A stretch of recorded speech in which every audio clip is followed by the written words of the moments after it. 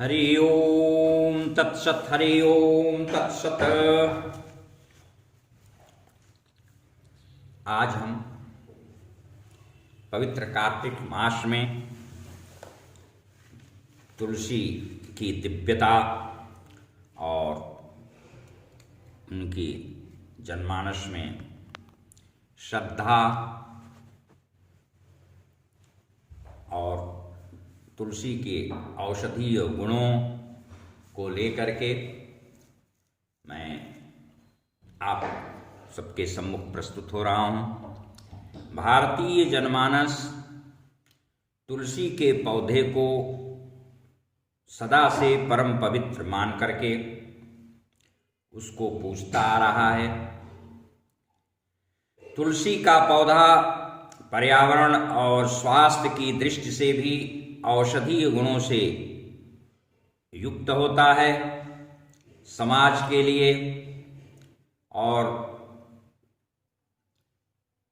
समाज में स्वास्थ्य लाभ हेतु तुलसी बहुपयोगी और लाभप्रद है। वैष्णव धर्म की साधना तुलसी दल के बिना पूर्ण हो ही नहीं सकती। इनकी दो प्रजातियां विशेष रूप से पाई जाती हैं, एक श्यामा और दूसरी रामा। श्यामा औषधीय दृष्टि से अधिक उपयोगी होती हैं। इनमें पुष्प एवं फल प्रायः शीतकाल में के आते आते आ जाते हैं। इसे मंजरी कहते हैं। गरुड़ पुराण के प्रेतकल्प अध्याय 8 के श्लोक 6 में तुलसी की महत्ता का प्रतिपादन करते हुए कहा गया है कि जीव के अंतकाल में गंध पुष्प कुंकुम तुलसी दल धूप दीप और नैवेद्य से भगवान शालग्राम का पूजन कराना चाहिए। इसी अध्याय के 26वें श्लोक में लिखा है कि एकादशी व्रतम गीता गंगांबु तुलसी दलम विष्णो पादांबु नामानि मरणे मुक्तिदानि च। इतना ही नहीं, तुलसी विटपच्छाया यन्नास्ति भवतापहा तत्रैव मरणान्मुक्ति सर्वदा दान दुर्लभः। गरुड़ पुराण अध्याय 9 के इस श्लोक के अनुसार संसार के ताप को मिटाने वाली जहाँ तुलसी वृक्ष की छाया है, उसके समीप मरने से निश्चय ही मुक्ति मिलती है।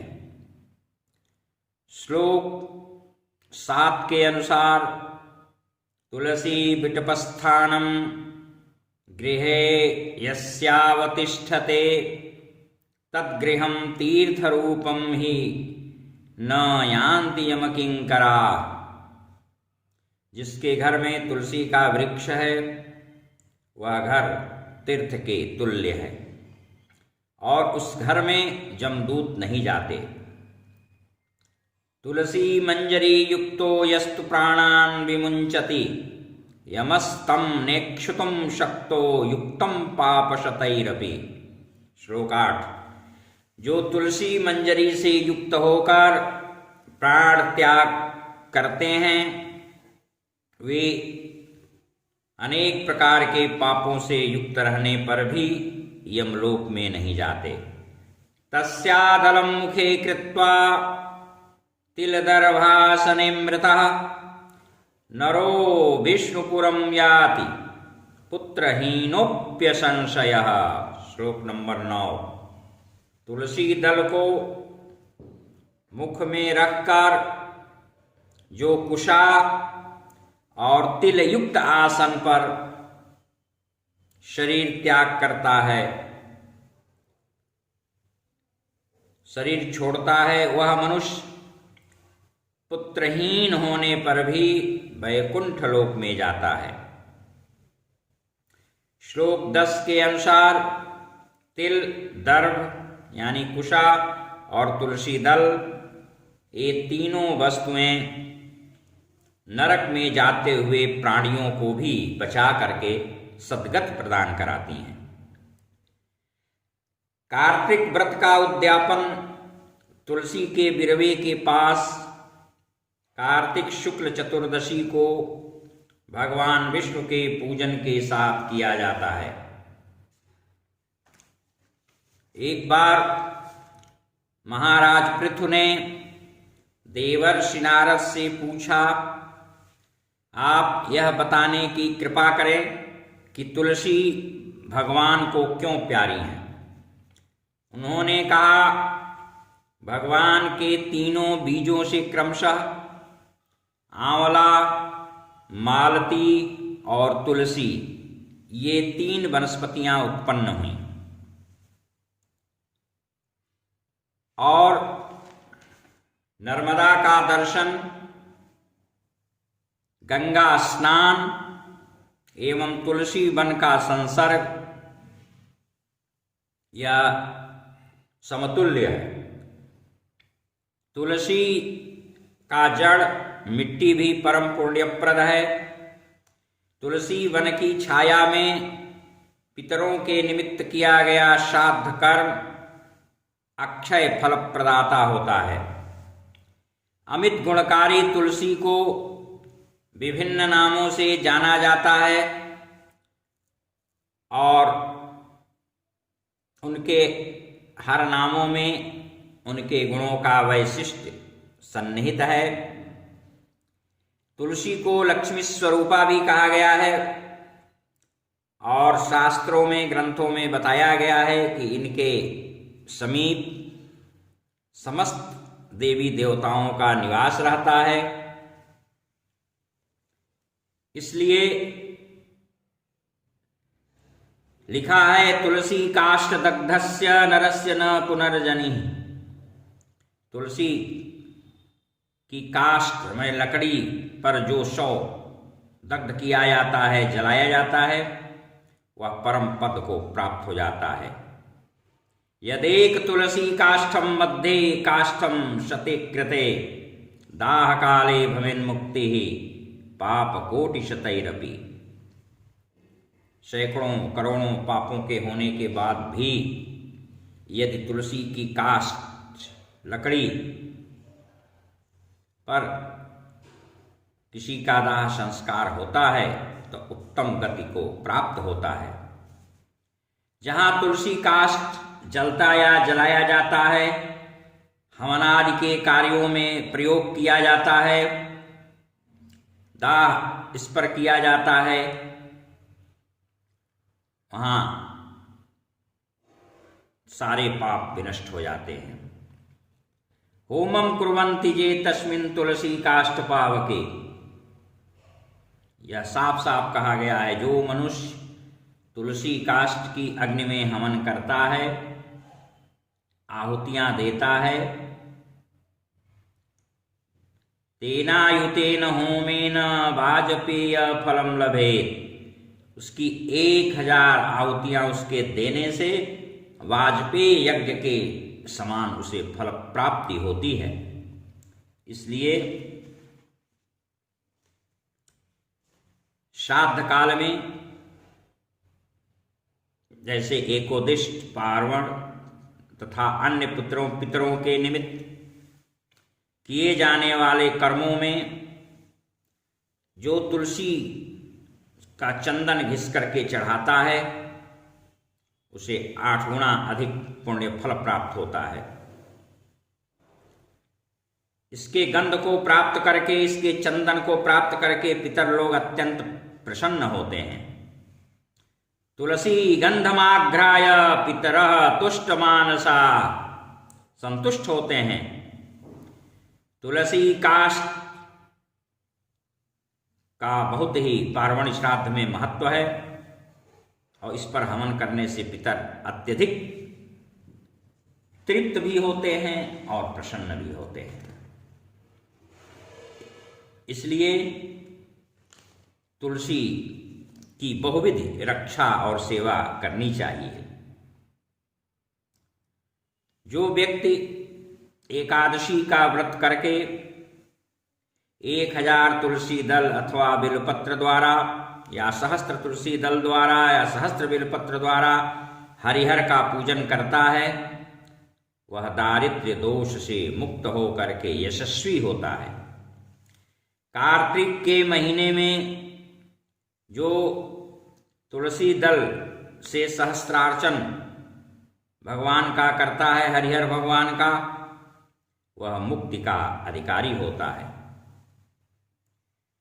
शुभ दिन, शुभ मुहूर्त, शुभ तिथि में तुलसी दल उतार करके भाद्र शुक्ल चतुर्दशी को जो पुराण पुरुषोत्तम भगवान श्री राम की पूजा करते हैं, बिल्वपत्र दुर्वांकुर द्वारा उनके अनंतानंत नामों का उच्चारण करके और परम पुण्यप्रद मंगलकारी तुलसी की मंजरी, तुलसी इत्यादि चढ़ाते हैं, वे सिद्धियों को प्राप्त करते हैं। अधिक मास मलमास में भी इसके द्वारा हरिहर के पूजन का विधान है। और रामनवमी, कृष्ण जन्माष्टमी, विजयादशमी, वैशाखी पूर्णिमा, ज्येष्ठ मास, शुक्ल पक्ष, कार्तिक मास का पूरा महीना और शुक्ल पक्ष की नवमी, अगहन इत्यादि इन महीनों में शुभ अवसरों पर जो गोविंद की, हरिहर भगवान की, विष्णु की तुलसी के द्वारा पूजा करते हैं, उनके लिए लिखा है विष्णु पदम प्राप्य न पुनर्जन्म विद्यते। विष्णु के परम पद को वे प्राप्त करते हैं और उनका इस भयाटवी में बार बार पुनर्जन्म नहीं होता है। संक्रांति यानी संक्रमण काल, चतुर्दशी, द्वादशी, पंच पर्वों में तुलसी दल नहीं उतारना चाहिए। इससे भगवान के शिरच्छेद का दोष लगता है, क्योंकि तुलसी को भगवान अपने मस्तक पर धारण किए रहते हैं। इसलिए इन समयों पर तुलसी दल उतारने का निषेध है। पौष मास के शुक्ल पक्ष में शुक्रवार के दिन जो ब्रह्म बेला में शुद्ध होकर तुलसी का पूजन करता है, उसकी सभी इच्छाएं पूरी होती हैं। माघ महीने के शुक्ल पक्ष की द्वादशी को भी भक्तिपूर्वक तुलसी का पूजन करने से अश्वमेध यज्ञ जैसा फल मिलना कहा गया है। गोमती चक्र और शालिग्राम, शिला, चंदन, ताम्रपात, तुलसी दल, यजुर्वेद की पुरुष सूक्त का पाठ और यह सब जहाँ पर उपलब्ध हो, एक साथ वह पूर्णता का और तीर्थ का प्रतीक होता है। चैत, फागुन इत्यादि महीनों में पूर्णिमा, अमावस्या, द्वादशी को रात्रि में तुलसी को दीपदान भी करने का विधान बताया गया है। और कार्तिक, पूरे कार्तिक महीने भर तो तुलसी को भगवान कार्तवीर्य को आंवले के वृक्ष के नीचे दीपदान अवश्य करना चाहिए। अगस्त संहिता में महर्षि अगस्त द्वारा सुतीक्ष्ण प्रबोधन क्रम में कहा गया है तुलसी सर्वपुष्पेभ्यः पत्रेभ्यो वल्लभायतः विष्णोः त्रैलोक्यनाथस्य रामस्य जनकात्मजा। इस प्रकार हमारे विभिन्न धार्मिक ग्रंथों में, सद्ग्रंथों में, सनातन संस्कृति में, भारतीय जनमानस में तुलसी के प्रति अपार श्रद्धा और पूज्य पूजक भाव अनादिकाल से प्रतिष्ठित है। यह तो रहा तुलसी का आध्यात्मिक और शास्त्रीय स्वरूप। तुलसी के कुछ वैज्ञानिक पक्ष हैं। औषधीय गुणों से युक्त होने के कारण आयुर्वेद में भी इनका बहुत अधिक महत्व है। रोगों के निदान के संदर्भ में सर्दी, खांसी और थकावट में तुलसी की 11 पत्ती, 3 काली मिर्च और 6 मासा अदरक को काढ़े की तरह बना करके शहद और थोड़ा दूध मिलाकर पीने से बहुत आराम मिलता है। शहद के साथ इनके रस का सेवन करने से वातजन्य रोग या दूषित रक्त शुद्ध होता है।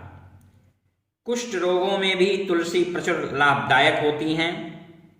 निरंतर लंबे समय तक इनका कुष्ठ रोग में सेवन किया जाना चाहिए, कम से कम 1 वर्ष तक। खुजली में तुलसी के रस की मालिश तथा 2 चम्मच इसका रस पीना बहुत ही लाभकारी होता है। तुलसी की सूखी पत्तियों को पीसकर और मुख पर उसको लेपित करने से चेहरे की कांति बढ़ती है। दांत में यदि कीड़े पड़ गए हों तो तुलसी के रस में थोड़ा सा कपूर मिला करके रुई से भिगोकर पीड़ित स्थान पर रखने से कीड़े नष्ट हो जाते हैं। सिर की पीड़ा में भी छाया में सूखी तुलसी की पत्तियों का नस्य लेना अत्यधिक लाभकारी होता है।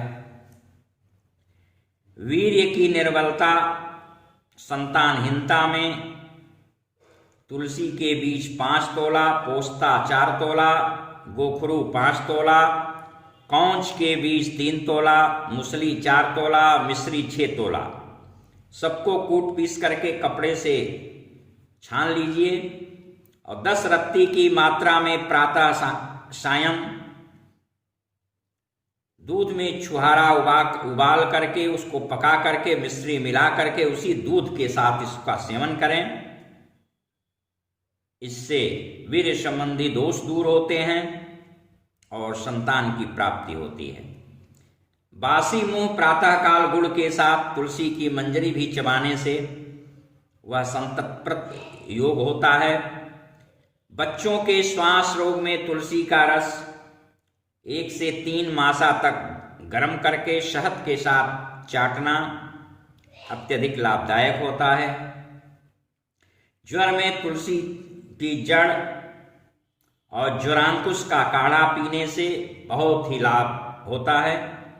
सूखी खांसी में तुलसी के फूल और सौंठ बराबर बराबर ले लें, उसमें चवन्नी भर प्याज का रस मिला लें और इतना ही मधु मिला करके उसको 2-3 बार चाटें।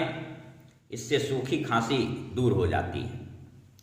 इतना ही नहीं, तुलसी का पत्ता और इलायची इन दोनों को चबाते रहने से बुध ग्रह भी शांत होते हैं और बुध ग्रह की अनुकूलता मिलती है। वाचा शक्ति विकसित होती है। हरि ओम तत्सत।